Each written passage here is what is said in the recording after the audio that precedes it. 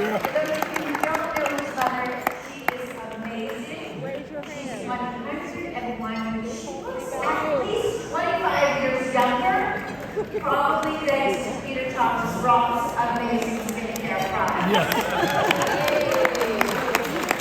But more than that, Peter Thomas Roth's unwavering dedication and continuous support to organizations like this has made a difference in the lives of so many, like his mother, who was once the victim of human trafficking, which you'll hear more about in Peter's upcoming speech. I'm thrilled to present the Luisa Diaz Foundation Kindness School Award to Peter Thomas Roth.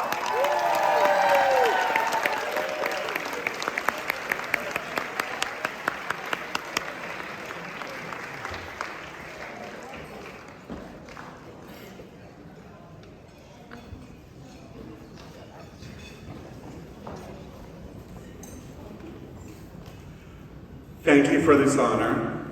I would like to share a story of a princess who's a survivor. Once upon a time, almost a century ago, in a tiny village nestled in the hills of Hungary, an enchanted land far, far away across the vast blue ocean, there lived a beautiful young girl with long ebony locks, big black eyes, and a smile that could launch 1,000 ships. Her name was Princess Caroline, with a K. Well, she wasn't a royal princess. She was a Jewish American princess, a Jap, in the making, and she's my mother. The daughter of a kind-hearted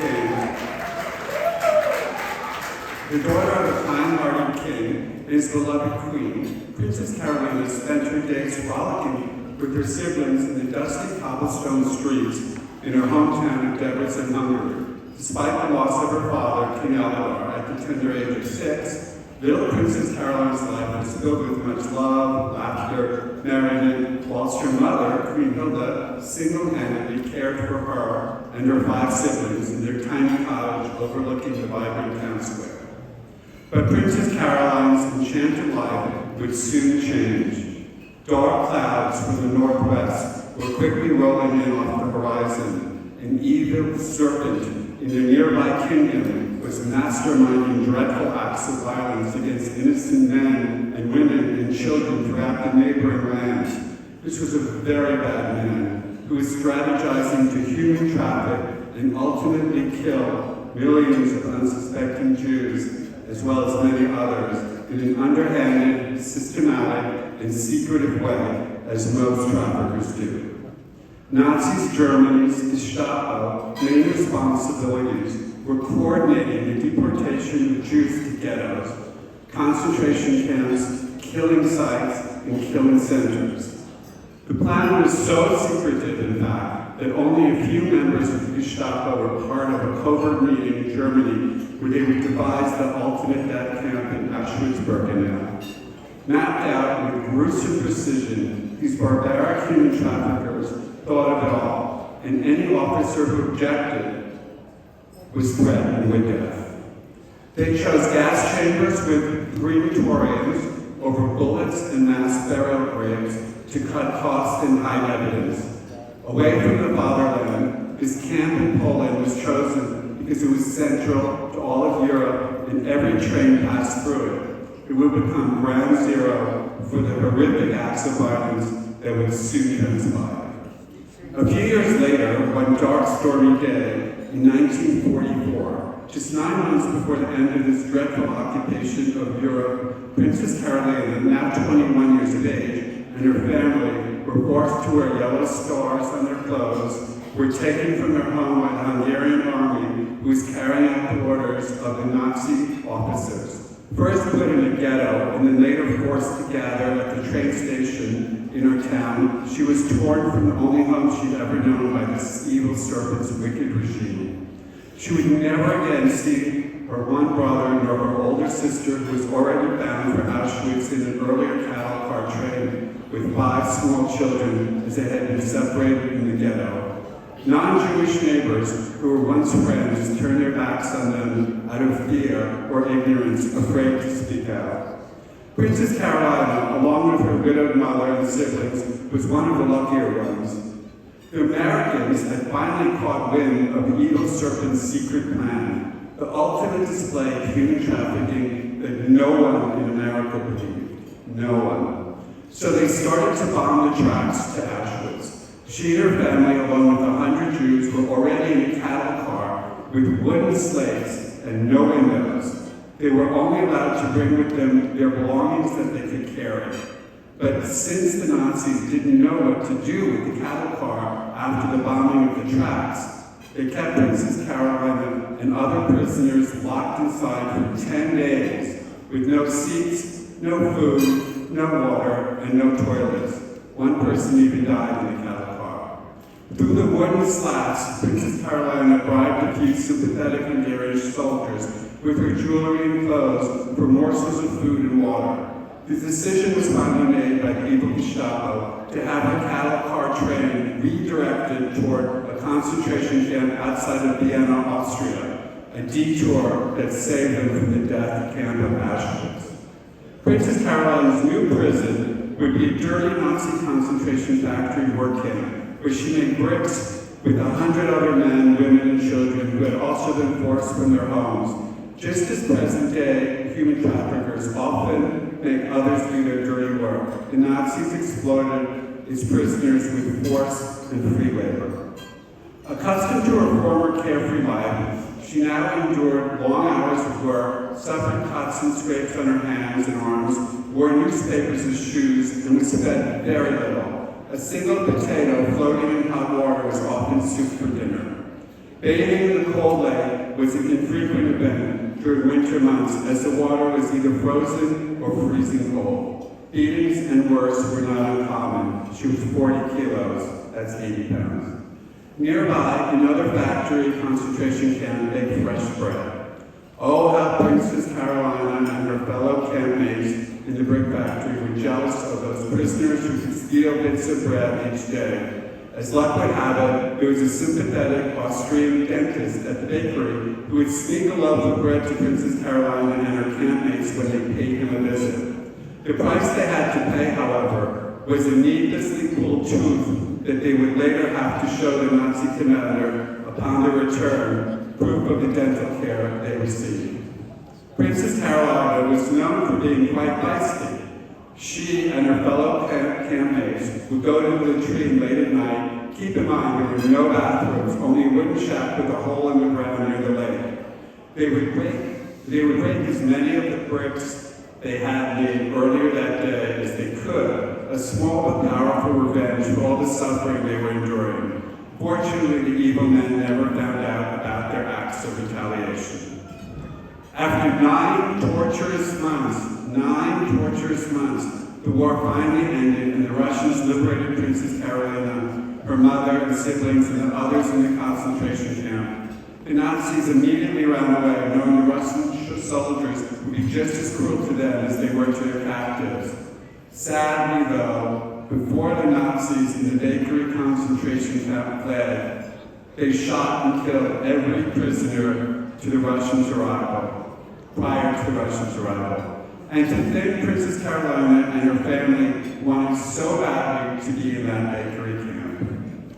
But though they were finally free, the struggles continued throughout their long journey home, penniless and dressed in ragged clothing. They began the 295-mile walk back home to Hungary. Their short hair made them an immediate target for ridicule and further abuse. Yelling typhus, typhus at the ill-intentioned peasant Russian soldiers as they passed by was the only way to keep them at bay.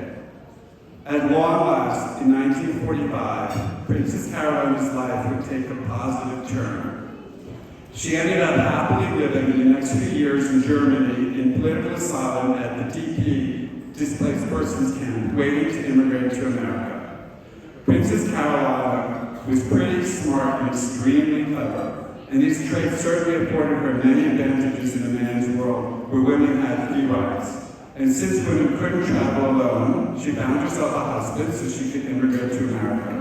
While her family stayed in Hungary, Princess Carolina would never forget or never forgive for the Hungarians for allowing the Nazis to traffic her. When Princess Carolina, with a K, landed in America, passport control suggested she change her name to Carol with an E. Everyone who came to America wanted to forget their horrible past of human trafficking and Americanize themselves in the new land. Princess Carol, after some time in New York, ditched her current husband, then she dyed her black hair blonde to move on with her life and look more American. After all, the Clara lads clearly said, blondes have more fun. Princess Caroline met her soon-to-be husband, King Joseph, my future dad.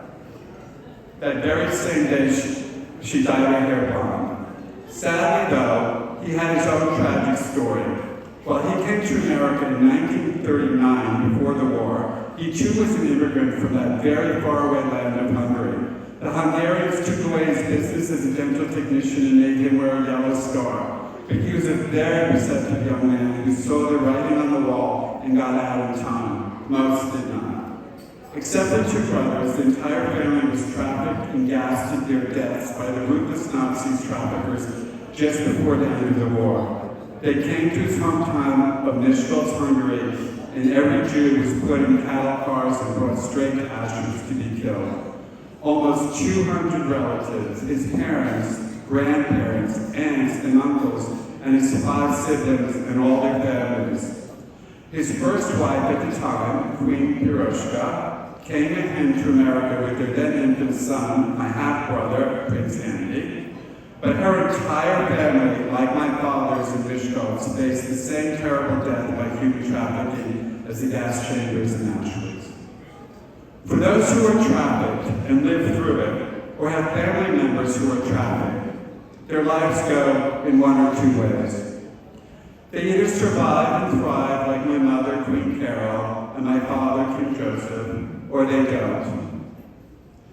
Queen Piroshka, who mentally couldn't handle the atrocities her entire family faced, in and out of psychiatric hospitals for years, where she underwent the most current medications and shock therapies of the 1940s and 50s to no avail, she would ultimately be placed in a permanent psychiatric care. The decision wasn't easy, and years of medical treatment didn't help, so King Joseph and his son, Prince Andy, were forced to make this very sad decision, and also to end their marriage. Kind and honorable men that they were, they visited her every Sunday for decades. But let's return to the story of blonde Queen Carol, who quickly fell in love, got married, and lived happily ever after with her King Joseph in the land of the free. Living a life of love and luxury, dripping in diamonds, as King Joseph's jewelry company grew and flourished. You see, King Joseph was incredibly clever and discovered the skill of casting teeth as a dental technician could be converted to casting jewelry. They moved into the high-rise in the sky on the Upper East Side of Manhattan. It had an outdoor swimming pool on the roof, the first of its kind, and she would want for nothing ever again. She would bear a son, me, Prince Peter, who would grow up living a privileged life, attending the finest school since education was paramount for Jews, from Temple Emanuel Nursery School to the Dalton School and the Wharton School of the University of Pennsylvania. Peter would marry Princess Noreen Monaghan, our co-chair tonight, and later be blessed with 2 smart, kind, and handsome sons, Queen Carol's grandsons, Prince Ryan and Prince Brandon. Once again, as Jews, education is paramount, so they too would attend the most prestigious schools, including the 92nd Street Y, Dalton, and both graduated Wharton Super Y. Prince Ryan joined Peter and his company producing great skincare products. Prince Brandon started in finance, but decided that Wall Street wasn't his passion, and rather medicine was his calling. He currently studying in the post-bac pre-med graduate program at Columbia University, where he's preparing to apply to medical school.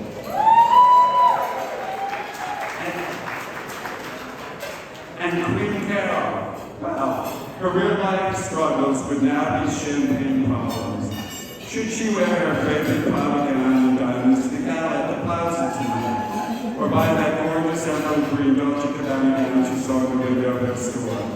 The perfect complement to the huge emerald ring and the beautiful diamond Valerie 7 her husband made for her years ago. My mom, who just turned 101, decided on the emerald green gown, and she's here tonight sitting next to me and my son Roth, Prince Ryan, and Prince Brandon. She loves fantastic.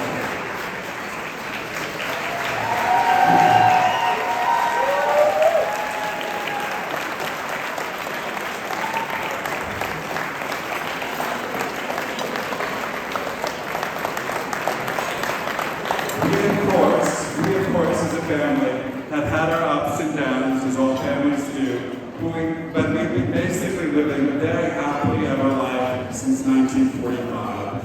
Sure, some of our champagne problems have been quite tragic at times, but they were normal problems all people have, not like the horrendous human trafficking that millions of Jews like my mother endured.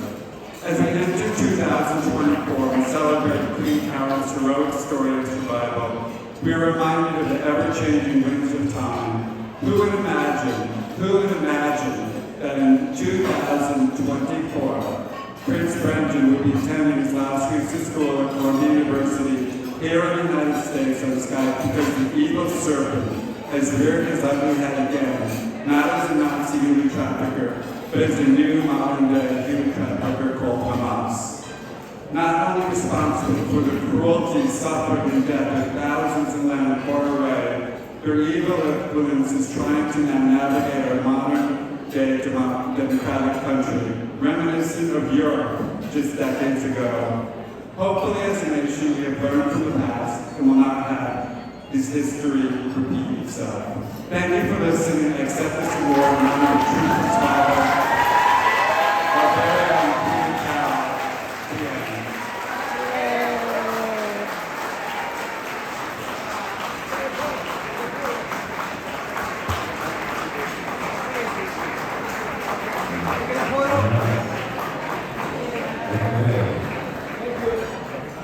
Thank you.